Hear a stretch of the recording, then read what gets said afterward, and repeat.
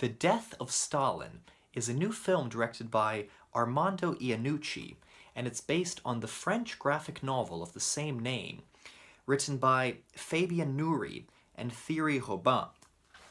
This film follows Joseph Stalin's last days and depicts the chaos of the regime after his death, following the actions of the main members of the Central Committee of the Communist Party of the USSR in 1953. This film has an incredible cast.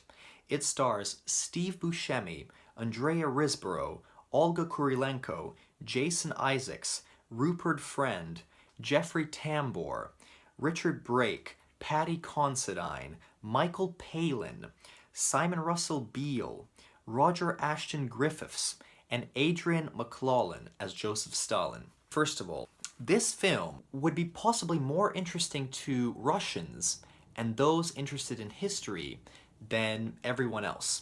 That's my personal opinion, because this film is really detailed in terms of one historical event. So if you don't really care about history, about this particular Soviet history, you might not be interested in watching it.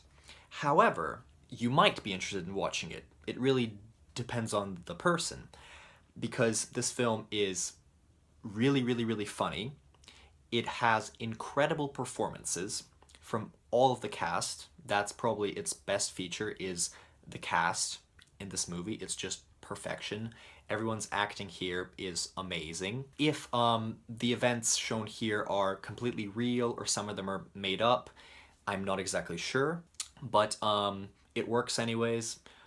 It's incredibly entertaining, it's incredibly well made, incredibly directed.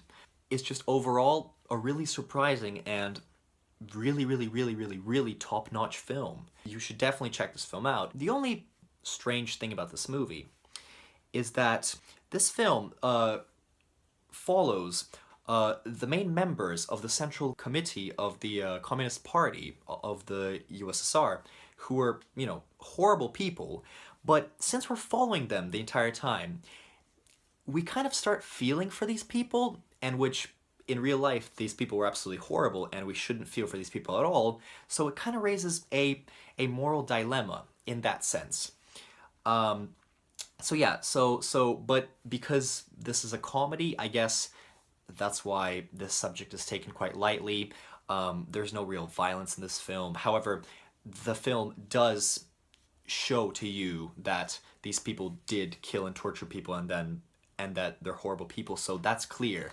But just the way this film sort of works with wit and with humor, we kind of start feeling for these horrible people, which we morally shouldn't, but we kind of do, so that's a little bit strange. But it is a comedy, so I guess we should forgive it in that sense.